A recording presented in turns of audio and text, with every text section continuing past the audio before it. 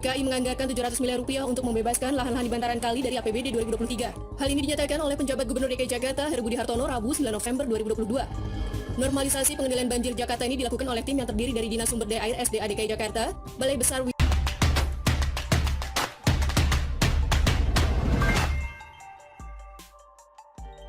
Program naturalisasi gagal, maka terpaksa dilanjutkan normalisasi berjudul revitalisasi. Ditulis oleh Ruskandi Anggawirya dari siwar.com. Pilihan program pengendalian banjir Jakarta menurut Anies Baswedan idealnya adalah menggunakan pendekatan naturalisasi. Lalu bagaimanakah realisasi program tersebut? Lalu Pemprov membuat sebuah program kecil sebagai terjemahan naturalisasi yang diberi judul 942 atau 9 polder atau ruang limpah, 4 danau atau waduk, dan 2 revitalisasi sungai. Faktanya di Jakarta tidak hanya 2 sungai yang membelah kota, melainkan 13 sungai. Salah satu sungai yang menjadi pemegang andil besar setiap terjadi banjir di sejumlah kawasan adalah Kali Krukut. Ketika sungai ini meluap, maka airnya akan membanjiri kawasan Kemang, Tendean hingga Sudirman atau Bendungan Hilir. Obsesi Pemprov ketika Sungai Krukut meluap agar tidak membanjiri kawasan tersebut, airnya dilimpahkan ke Waduk Brigif yang diresmikan oleh Anies pada bulan Oktober lalu. Sayangnya pekerjaan fisik limpahan banjir itu diresmikan sebelum waktunya. Tahukah maksudnya? Boleh jadi sang fenomenal ingin namanya mencatat. Boleh jadi sang fenomenal ingin namanya tercatat sebagai penggagas penanggulangan banjir Jakarta dengan cara membubuhkan tanda tangan di prasasti peresmian. Adapun urusan pekerjaan fisik biarlah pejabat gubernur yang mengurusnya. Demikian Ferguson. Selama proyek normalisasi Kali Krukut belum selesai, wilayah Jakarta Selatan kerap dilanda banjir, terutama daerah yang dilalui aliran Kali Krukut, seperti Kemang dan Cilandak. Dalam 2 hari ini saja sejumlah lokasi di kedua wilayah tersebut terendam banjir hingga 1 meter. Banjir tersebut disebabkan meluapnya Kali Krukut akibat tingginya intensitas hujan dan adanya kiriman air dari kawasan hulu sungai. Selain itu terjadi pendangkalan dan penyempitan bantaran kali akibat bangunan. Sungai sepanjang kurang dari 40 km ini mengalir dari Situ Citayam, Bogor, Depok, Jagakarsa, Cilandak, Pasar Minggu, Kemang, Mampang Perapatan, Gatot Subroto, Setiabudi, Tanah Abang, Pecinan Glodok.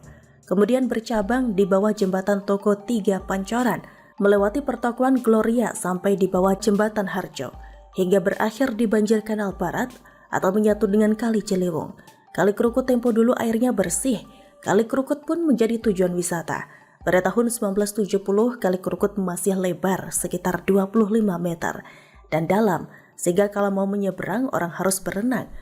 Tahun 2017 di beberapa titik Kali Krukut mengalami rusak parah, bahkan lebarnya ada yang tinggal hanya 1,5 meter.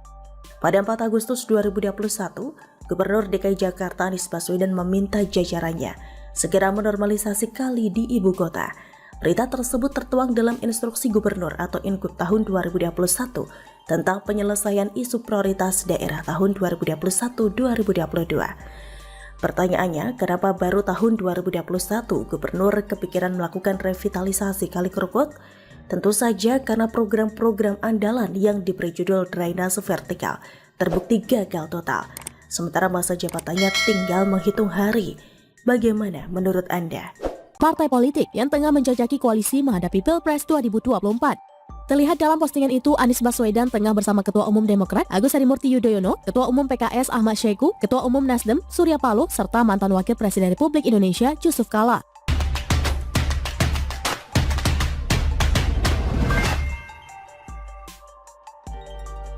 Mempersatukan JK dan Paloh itu sama sulitnya dengan menyatukan PKS dan Partai Demokrat.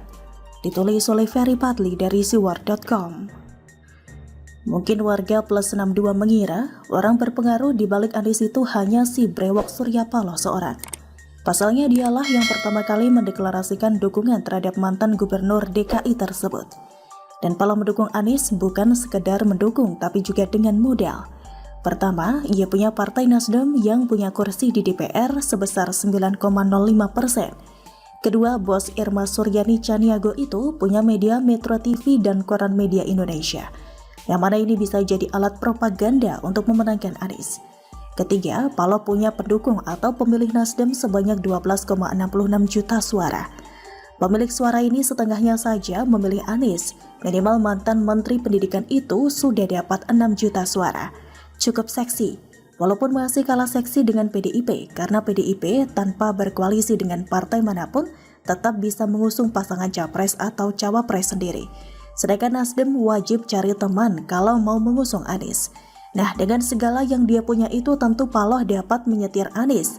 Memang sih, selain Nasdem, ada juga 2 partai lagi yang mau mengusung Anies, tapi mereka sudah kendor duluan, sehingga tidak punya power untuk mendikte ex-rektor Paramadina itu. Hanya saja dengan segala fasilitas yang dia berikan kepada Anies itu, apakah betul hanya Paloh seorang yang paling dipatuhi oleh Anies?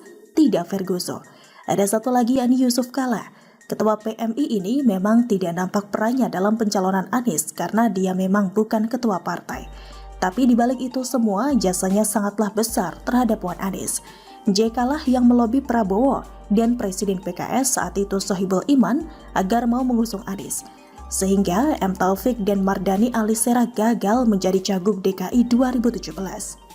Kalau bukan karena lobi-lobi mantan Wapres tersebut, Anies bukan siapa-siapa sekarang. Karena Gerindra dan PKS tidak akan mau mengusungnya. Lawang dia merupakan mantan pendukung Jokowi kok, dan juga pernah menjelek-jelekan Prabowo. Tapi disinilah letak kehebatan JK, yang mampu meyakinkan 2 partai tersebut plus Perindo dan Partai Idaman sehingga mau mendukung mantan Menteri Pecatan itu sebagai Cagup DKI. Hingga Anies beneran terpilih jadi Gubernur DKI berkat politisasi agama. Pertanyaannya, apakah Anies sekarang berani membantah permintaan JK? Tentu tidak, karena dia masih butuh tangan dingin. Politisi asal Sulsel itu sebagai sponsorship. Nah, celakanya ada potensi Paloh dan JK nantinya berebutan kue yang tersedia, karena keduanya sama-sama merasa berjasa, sehingga merasa yang paling layak mendapatkan jatah jabatan yang paling banyak. Seperti JK mau memasukkan loyalisnya ke kementerian yang strategis, Menteri BUMN, Menteri PUPR, Menteri Pendidikan, Menteri Sosial, dan Menteri Kesehatan. Om Brewok tidak mau ketinggalan, tentu ia juga mau kader partainya menduduki jabatan strategis tersebut. Terakhir, keduanya gontok-gontokan. Belum lagi ditambah dengan masa lalu diantaranya yang kurang baik. Kala itu Paloh sempat mencalonkan diri sebagai Ketua Umum Golkar. Rivalnya juga cukup kuat sih, yakni Abu Rizal Bakri. Dan Om Paloh benar-benar berjuang sendirian waktu itu. Sedangkan JK yang notabene ketua partai sebelumnya hanya menonton saja, gak mau bantu Om Brewok. Hingga politisi asal Aceh tersebut beneran kalah keluar dari Partai Golkar dan mendirikan Nasdem. JK yang tidak mau menolongnya itu tentu akan diingat seumur hidup oleh